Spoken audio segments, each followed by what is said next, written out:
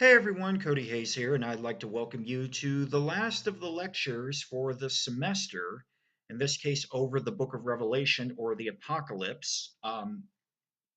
The book of Revelation is, of course, the last book of the canonical New Testament, arguably not the last book of the canonical New Testament to have been written, but is listed as, of course, the last book of the canonical New Testament, where there we have an image of John the Evangelist on the island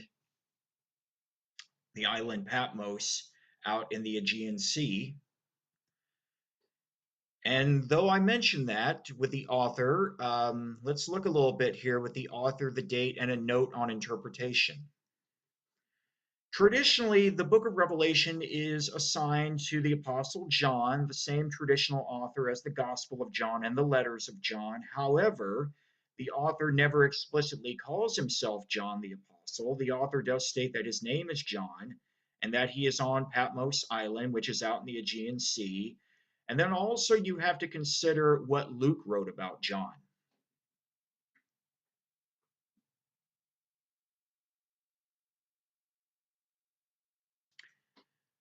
So the author, he does state that his name is John and that he's on Patmos Island, which is out in the Aegean Sea. Um, doesn't explicitly call himself John the Apostle, states that he's a disciple of Jesus. But you do have to also then factor in, what Luke wrote about John, which I've mentioned before, that Luke wrote in the book of Acts how both John and Peter were uneducated, unlearned men. And John is essentially on Patmos Island by himself, and this is pretty high quality, Greek that he's writing. Um, and in the case with, John, referring to the Apostle John, um, he doesn't have anybody in the community that it's not a communal writing here, although John was more than likely part of that community, John of Patmos, I'm stating here. But he doesn't have anyone that he can dictate this to, i.e., a scribe. So, for my purposes, I refer to the author as John of Patmos, whomever John of Patmos truly was.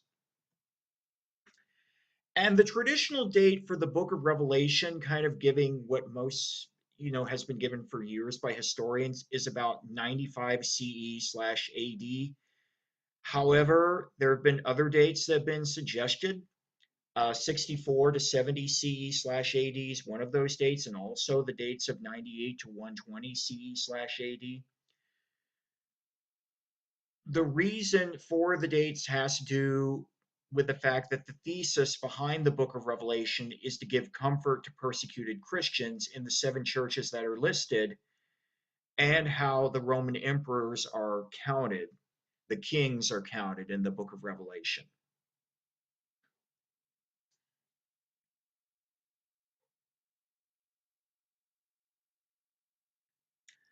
A major reason why the year 95 CE/AD was given for the book of Revelation has to do with certainly the writing of Irenaeus. I'm not sure which one of the works this is. This could be against heresies, but I'm not sure. But maybe even more, Eusebius, the early church historian and bishop of Caesarea, who's writing centuries later. In the case with Irenaeus, he's much closer to the time period of the book of Revelation because he's at least within certainly a century, or depending on the dates, one could put him about mm, two, maybe a little more generations after. But Christians are undergoing persecution, and Irenaeus, and this was added with Eusebius, stated that this took place during a persecution under the emperor Domitian. Well, when historians went back and examined Domitian, they didn't see any Christian persecution, at least on a major scale. not like what took place under Nero or under the Emperor Trajan. Um, it's possible, really staying more here with Irenaeus than Eusebius because he's more closer in time. It's possible that Irenaeus made a mistake in that he thought that the persecution took place under Domitian when actually it would have taken place under Trajan, which would have been just a few years later. He could have made a mistake. Or it's possible that he was taking things that he had heard during Domitian's reign and essentially made them bigger than what they really were. And you could see something like that happen today. Like, to give an example, whenever I hear things of Christians being persecuted in America, it always causes me to have a big red flare because Christians are the dominant religion. And when you go and you examine the particular case that's mentioned, that's brought up of a type of Christian persecution, you often find it has nothing in of itself to do with the religion, i.e., Christianity. It has to do with the person. And that individual might be using their religion, in this case Christianity, as a means to an end to try to describe themselves as being persecuted. But when you look at it objectively, that's not the case. Although, obviously, there are going to be exceptions to that rule. But of the exceptions to that rule, I wouldn't say that, America or insert geographical part of America like a state or a town or whatnot is persecuting Christians. Um, to go that route would essentially be using the logical slash rhetorical fallacy of hasty generalization. So that's why the 95 CE slash AD, or taking place during the reign of Domitian, has been questioned by historians. So, what some have argued for is that the book of Revelation was written, say, during the reign of Nero, who was the first Roman emperor to persecute Christians. But in Domitian's reign is when the book of Revelation was essentially put in its final form, you could say, after some editing and whatnot. But the origins go back to Nero's reign. And then there are those, again, because it depends on how you count, how the emperors are counted, that they'll factor in actually Trajan's reign, which Trajan's reign persecuted Christians. But often, which emperor are you wanting to count as first? I mean, if you, with Nero and his reign, and I'm thinking this because I don't have the list of the emperors in front of me, but if you want to factor in, say, Julius Caesar, you could put him perhaps, among the Roman emperors, even though technically speaking he was not an emperor, but you can throw him in there. He is the founder essentially of the original family reign of emperors. Of course, the first one was his nephew Augustus, who was the emperor when Jesus of Nazareth was born. Then there are those that will factor in the emperors, will factor in actually starting with Caligula, as Caligula was the Roman emperor to first declare himself to be a living god, even though many of the Roman emperors, the Caesars, were viewed as gods, and some of them would allow themselves to be worshipped as gods. Augustus would, but they never formally declared themselves to be a god. That often happened after their death, such as like Julius Caesar. He was declared to be a god after his death.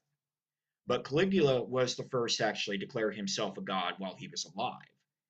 And he was the particular emperor that was going to insert a statue of him in the temple in Jerusalem, and what stopped him from doing it was that he was assassinated.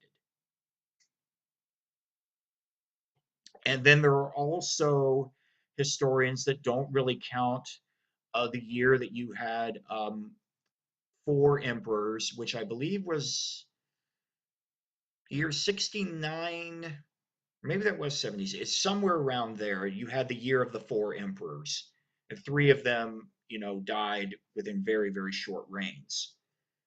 But there are some historians that don't count their reigns because they were so short. So the dates are going to vary, but at earliest, I would say the book of Revelation was written 64 CE/AD, and latest about 120. Because if memory serves me correct, I believe Papias, and I can't think where Papias was a bishop of, but he's referenced by Eusebius. He mentions the book of Revelation, so obviously some period before then. So I would say earliest, period 64 to 70 CE/AD, and then latest, during the reign of the Emperor Trajan, then slightly afterwards to get, kind of the final bits done, but somewhere around there. And the book of Revelation is arguably the most misinterpreted book of the Bible, due largely to its symbolism and the fact that individuals often read it out of its socio-historical context.